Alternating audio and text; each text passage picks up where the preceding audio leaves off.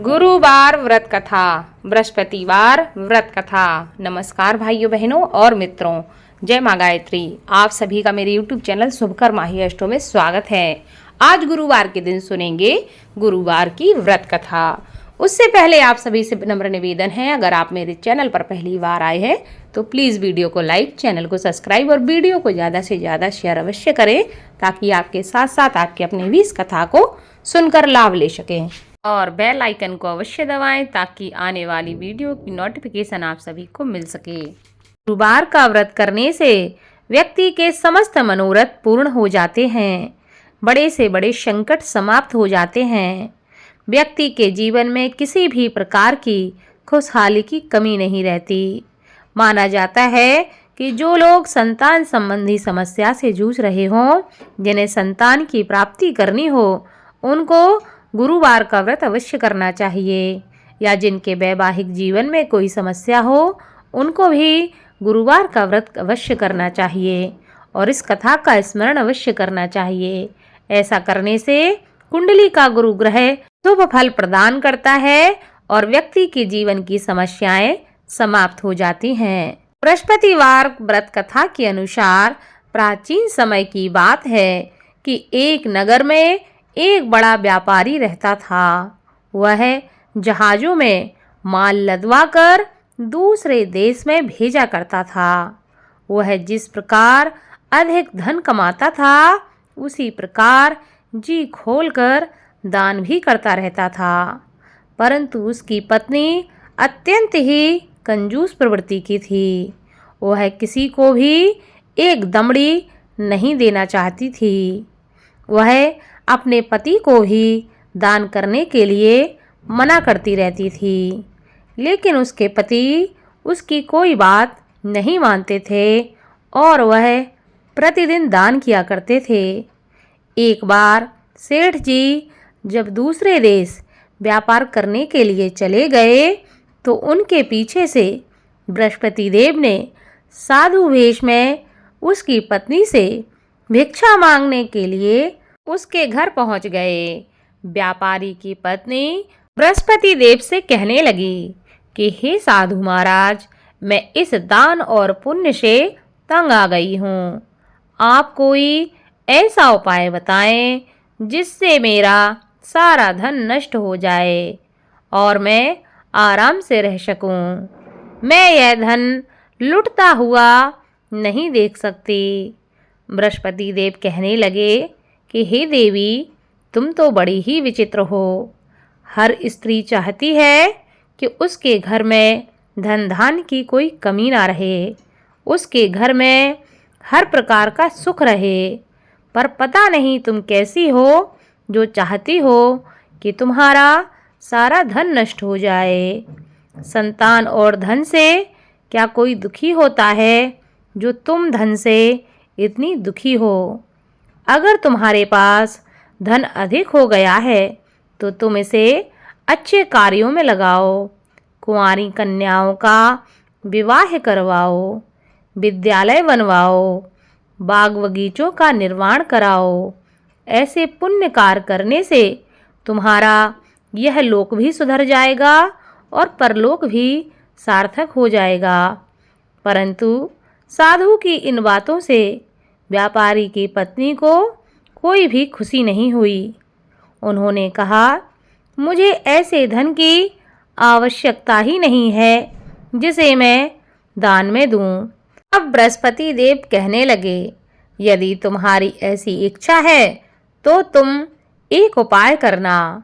7 रविवार घर को गोबर से लीपना, अपने केसों को पीली मिट्टी से धोना, केसों को धोते समय स्नान करना। अपने पति से कहना कि गुरुवार के दिन वह दाढ़ी बनाएं, भोजन में मांस मदिरा खाएं, कपड़े अपने घर पे धोना और धोबी को देना।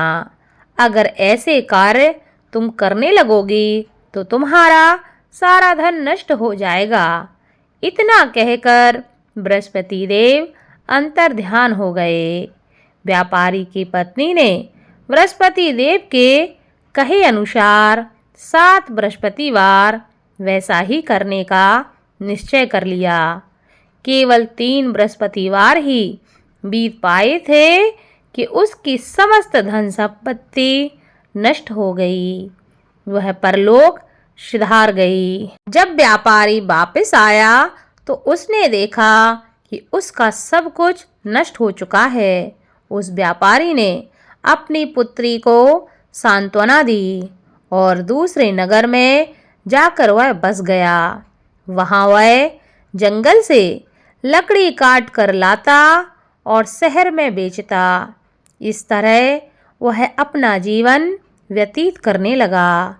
एक दिन उसकी पुत्री ने दही खाने की इच्छा प्रकट की, लेकिन व्यापारी के पास दही खरीदने के पैसे नहीं थे। वह अपनी पुत्री को आश्वासन देकर जंगल में लकड़ी काटने के लिए चला गया। वहां वह एक वृक्ष के नीचे बैठकर अपनी पूर्व दशा पर विचार करके रोने लगा कि पहले मेरे क्या दिन थे और आज मेरे क्या दिन हैं। उस दिन बृहस्पतिवार का ही दिन था। तभी वहाँ बृहस्पति देव साधु के रूप में सेठ बनकर उसके पास पहुँचे और कहने लगे कि हे मनुष्य, तू इस जंगल में किस चिंता में बैठा हुआ है। तब व्यापारी कहने लगा कि हे महाराज, आप सब कुछ जानते हैं। इतना कहकर व्यापारी अपनी कहानी को सुनाकर रो पड़ा। बृहस्पति देव बोले, देखो बेटा, तुम्हारी पत्नी ने बृहस्पति देव का अपमान किया था, इसी कारण तुम्हारा यह हाल हुआ है। लेकिन अब तुम किसी प्रकार की चिंता मत करो। तुम गुरुवार के दिन बृहस्पति देव का पाठ करो। 2 पैसे के चने और गुड़ को लेकर जल के लोटे में शक्कर डालकर वह अमृत प्रसाद अपने परिवार के सदस्यों और कथा सुनने वालों में बांट दो। स्वयं भी प्रसाद और चरणामृत लो। भगवान तुम्हारा अवश्य ही कल्याण करेंगे। साधु की बात को सुनकर व्यापारी कहने लगा कि हे महाराज, मुझे तो इतना भी नहीं बचता कि मैं अपनी पुत्री को दही लाकर दे सकूं। इस पर साधु जी कहने लगे, तुम लकड़ियां शहर में बेचने जाना। तुम्हें लकड़ियों के दाम पहले से चौगने मिलेंगे, जिससे तुम्हारे सारे कार्य सिद्ध हो जाएंगे। उस दिन उसने लकड़ियां काटीं और शहर में बेचने के लिए वह चल पड़ा। उसकी लकड़ियां अच्छे दाम में बिक गईं, जिससे उसने अपनी पुत्री के लिए दही ले लिया और गुरुवार की कथा के लिए चना और गुड़ लेकर कथा की और प्रसाद बांटकर स्वयं भी उसने प्रसाद खाया। उसी दिन से उसकी सभी कठिनाइयाँ दूर होने लगीं, परंतु अगले बृहस्पतिवार को वह कथा करना भूल गया। अगले दिन वहाँ के राजा ने एक बड़े यज्ञ का आयोजन करके पूरे नगर के लोगों के लिए भोज का आयोजन किया। राजा की आज्ञा के अनुसार पूरा नगर राजा के महल में भोज करने गया, लेकिन व्यापारी व उसकी पुत्री तनिक विलंब से पहुँचे। अतः उन दोनों को राजा ने महल में ले जाकर भोजन करवाया। जब वे दोनों लौटकर आए तब रानी ने देखा कि उसका खूंटी पर टंगा हार गायब है। रानी को व्यापारी और उसकी पुत्री पर संदेह हुआ कि उसका हार उन दोनों ने ही चुराया है। राजा की आज्ञा से उन दोनों को कारागार में कोठरी में डाल दिया गया। कैद में पड़कर दोनों ही अत्यंत दुखी हुए। वहां उन्होंने बृहस्पति देव का स्मरण करना प्रारंभ कर दिया। बृहस्पति देव ने प्रकट होकर व्यापारी को उसकी भूल का आभास कराया और उसे सलाह दी कि गुरुवार के दिन कैद खाने के दरवाजे पर तुम्हें 2 पैसे मिलेंगे। उनमें से तुम चने और मुनक्का मंगवाकर विधि पूर्वक बृहस्पति देव का पूजन करना। तुम्हारे समस्त दुख दूर हो जाएंगे। बृहस्पतिवार को कैद खाने के द्वार पर उन्हें 2 पैसे मिले। बाहर सड़क पर एक स्त्री जा रही थी। व्यापारी ने उसे बुलाकर गुड़ और चने लाने को कहा। इस पर वह स्त्री कहने लगी, मैं अपनी बहू के लिए गहने लेने जा रही हूँ, मेरे पास अभी समय नहीं है। इतना कहकर वह वहाँ से चली गई। थोड़ी देर बाद वहाँ से एक और स्त्री निकली। व्यापारी ने उसे बुलाकर कहा कि हे बहन, मुझे बृहस्पतिवार की कथा करनी है, तुम मुझे 2 पैसे का गुड़ और चना लाकर दे दो। बृहस्पति देव का नाम सुनकर वह स्त्री बोली, भाई मैं तुम्हें अभी गुड़ चना लाकर देती हूँ। मेरा इकलौता पुत्र मर गया है, मैं उसके लिए कफन लेने जा रही थी, लेकिन मैं पहले तुम्हारा काम करूँगी, उसके बाद अपने पुत्र के लिए कफन लेने जाऊँगी। वह स्त्री बाजार से व्यापारी के लिए गुड़ चना ले आई और स्वयं भी बृहस्पति देव की कथा सुनी। कथा के समाप्त होने पर वह स्त्री कफन लेकर अपने घर पहुंची।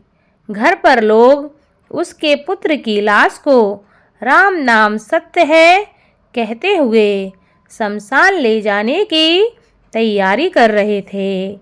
स्त्री बोली, मुझे अपने लड़के का मुख देख लेने दो। अपने पुत्र का मुख देखकर उस स्त्री ने उसके मुँह में प्रसाद और चरणामृत डाला। प्रसाद और चरणामृत के प्रभाव से वह पुनः जीवित हो गया। पहली स्त्री जिसने बृहस्पति देव का निरादर किया था, वह जब अपने पुत्र के विवाह हेतु पुत्र वधू के लिए गहने लेकर लौटी और जैसे ही उसका पुत्र घोड़ी पर बैठकर निकला, वैसे ही घोड़ी ने ऐसी उछाल मारी कि वह घोड़ी से गिरकर मर गया। यह देखकर स्त्री रो रो कर बृहस्पति देव से क्षमा याचना करने लगी। उस स्त्री की याचना से बृहस्पति देव साधु वेश में वहां पहुंचकर कहने लगे कि हे देवी, तुम्हें अधिक विलाप करने की आवश्यकता नहीं है। यह बृहस्पति देव का अनादर करने के कारण हुआ है। तुम वापस जाकर मेरे भक्त से क्षमा मांगकर कथा सुन लो। तुम्हारी सभी मनोकामनाएं पूरी हो जाएंगी। जेल में जाकर उस स्त्री ने व्यापारी से माफ़ी मांगी और उसने कथा सुनी। कथा के उपरांत वह प्रसाद और चरणामृत लेकर अपने घर वापस लौट गई। घर आकर उसने चरणामृत अपने मृत पुत्र के मुख में डाला। चरणामृत के प्रभाव से उसका पुत्र जीवित हो उठा। उसी रात बृहस्पति देव राजा के सपने में आए और कहने लगे कि हे राजन, तूने जिस व्यापारी और उसकी पुत्री को जेल में कैद करके रखा है, वह बिल्कुल निर्दोष हैं। तुम्हारी रानी का हार वहीं खूंटी पर टंगा है। दिन निकला तो राजा रानी ने हार खूंटी पर लटका हुआ देखा। राजा ने उस व्यापारी और उसकी पुत्री को तुरंत छोड़ दिया और उन्हें आधा राज्य देकर उसकी पुत्री का विवाह उच्च कुल में करवाकर दहेज में हीरे जवाहरात दिए और बृहस्पति देव की कृपा से उनके जीवन के सभी संकट समाप्त हो गए। बोलो बृहस्पति देव की जय।